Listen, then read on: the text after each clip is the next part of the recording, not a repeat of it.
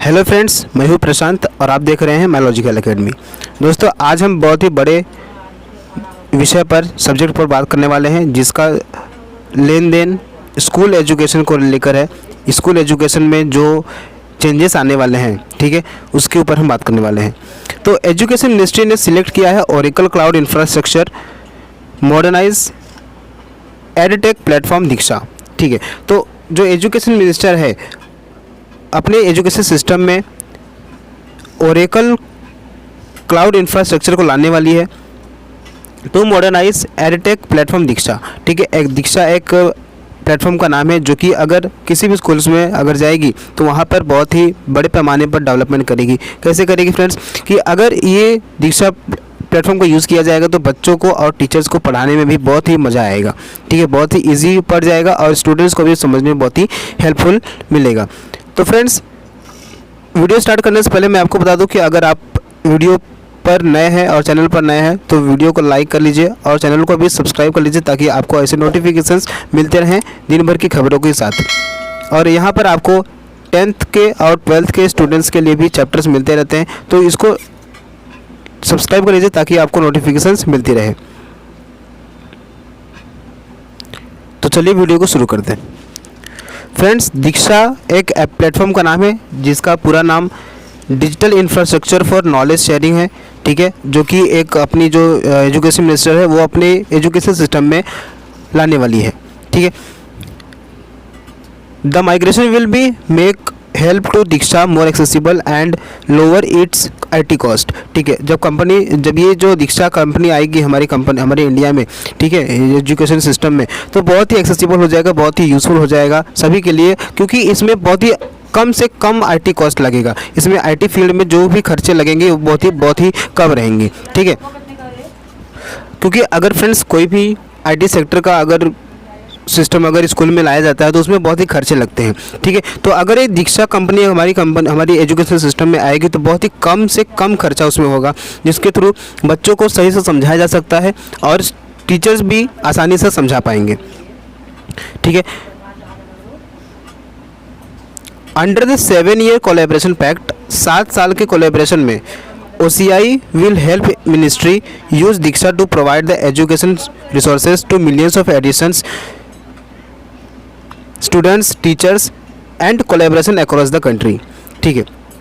अब यहाँ पे क्या बताया जा रहा है फ्रेंड्स कि 7 साल के इस कोलैबोरेशन के संघ को, ठीक है, 7 साल के जो OCI की जो हमारे साथ जो संघ हुई थी, OCI मतलब फ्रेंड्स कि जो ओवरसीज़ सिटीजनशिप ऑफ इंडिया है, ठीक है। तो अगर जो भी बाहर से अगर कोई स्टूडेंट आता है या फिर टीचर आता है पढ़ाने के लिए तो उसके लिए भी बहुत ही बेनिफिट हो जाएगा।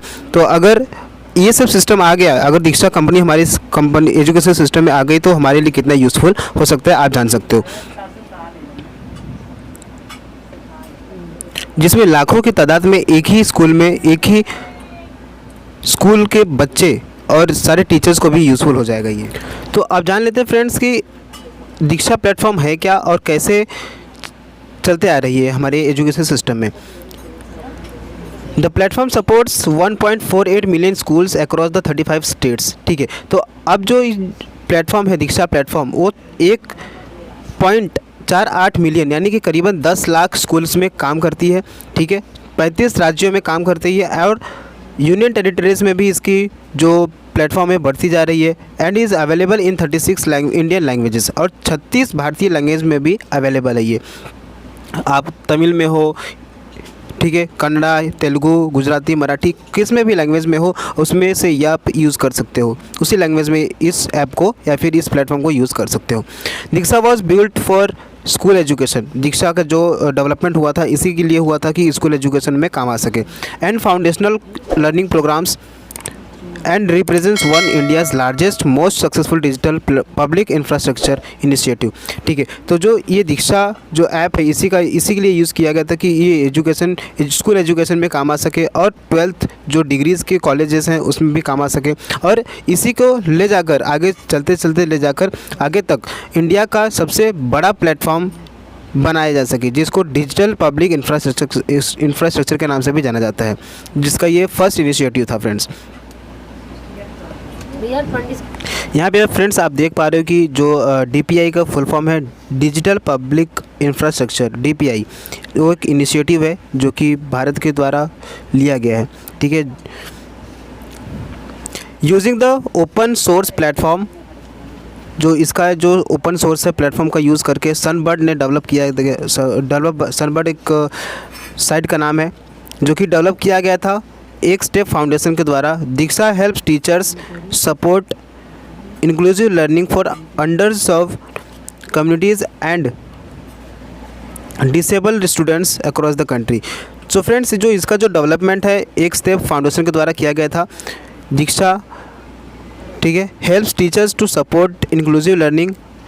ये हमें बहुत ही अच्छी तरीके से लर्न यानी सिखाएगा। और for under served communities and disable students across the country, पूरे कंट्री में, पूरे देश भर में हमारे जो जितने भी डिसेबल स्टूडेंट्स थे। डिसेबल स्टूडेंट्स मतलब फ्रेंड्स जैसे कि उनको पढ़ नहीं पाते हैं या फिर स्कूल्स की फ़ीस नहीं भर पाते, तो उन सभी स्टूडेंट्स के लिए बहुत ही ये बेनिफिशियल होगा। या फिर जो बैकवर्ड क्लास के जो स्टूडेंट्स होते हैं उन सभी स्टूडेंट्स के लिए भी ये बेनिफिट होगा। More than 200 million students and 7 million teachers from the government and private schools access content from more than 11,000 contributors. अब फ्रेंड्स यहाँ पे आप देख पा रहे हो कि इसकी जो तादाद है 200 मिलियन स्टूडेंट्स की, इसकी जो पॉपुलेशन है, इसकी जो यूज़ करने वाले स्टूडेंट्स हैं 200 मिलियन, यानी कि करीबन 20 करोड़ की स्टूडेंट्स इसे यूज़ करते हैं। एंड 7 मिलियन, कम से कम 70 लाख टीचर्स गवर्नमेंट स्कूल से इसको यूज़ करते हैं। And private schools access content from the more than 11,000 contributor, ठीक है। तो इसमें जो 11,000 कंट्रीब्यूटर है वो इस ऐप को, इस प्लेटफॉर्म को यूज़ करके इसे कंट्रीब्यूट करते हैं। User of the platform stream 1.2 petabytes of text and video content per day from the sources such as national council of education research and training NCERT, central board of secondary education CBSE board से भी, and state council of education research and training. तो friends यहाँ पे बताया जा रहा है कि जो इसकी यूज़र्स हैं, जितने भी यूज़र्स हैं 1.2 पेटाबाइट्स का टेक्स्ट और वीडियोस इसमें पर डे का यूज़ होता है, ठीक है। जो कि यूज़ करने वाली की जो बोर्ड्स हैं, जैसे कि आप देख पा रहे हैं यहाँ पे NCERT है, CBSE बोर्ड है और SCERT बोर्ड्स हैं। तो इन सभी बोर्ड्स को ये हेल्प करती है।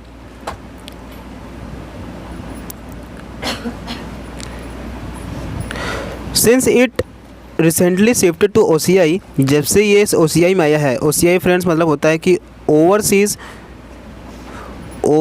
Citizen of India, citizen of India, ठीक है। ओवरसीज़ सिटीजन्स ऑफ इंडिया, जब से ये आई है तब से दीक्षा हैज़ गेन मोर स्केलेबिलिटी। जब से ओवरसीज़ सिटीज़न ऑफ इंडिया में आई है, यानी कि OCI में आई है ये प्लेटफॉर्म, दीक्षा प्लेटफॉर्म, तो इसने बहुत ही ज़्यादा गेन प्रॉफिट किया है, ठीक है। बहुत ही ज़्यादा स्केलेबिलिटी की है, इसके अंदर बहुत ही सिक्योरिटी आई है, कॉस्ट इफेक्टिवनेस आई है, यानी कि इसके अंदर बहुत ही अपडेट आए हैं बहुत सारे इसमें, कि जिसका यूज़ करके स्टूडेंट्स एंड टीचर्स को दोनों को भी प्रॉफिट होगा और उनका जो IT कॉस्ट है वो भी कम लगेगा। टीचर्स का, स्कूल्स का बहुत ही IT कॉस्ट कम लगेगा।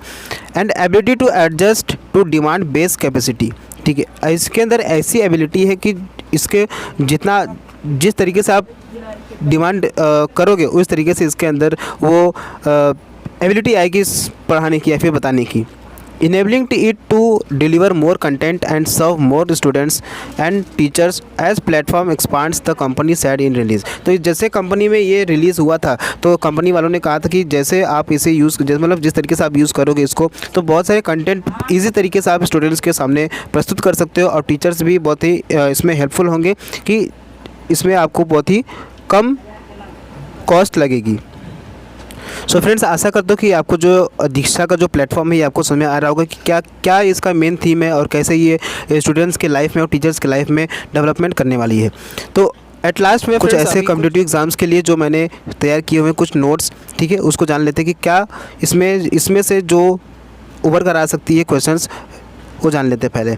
तो यहाँ पे फ्रेंड्स आप देख सकते हो कि कुछ important takeaways competitive exams के लिए रखे गए हैं, जो कि ओरेकल हेडक्वार्टर है। ओरेकल हेडक्वार्टर है फ्रेंड्स ऑस्टिन में, टेक्सास में है, जो कि यूनाइटेड स्टेट में है, यानी कि यूएस में है, अमेरिका में, और ये ऑस्टिन में है।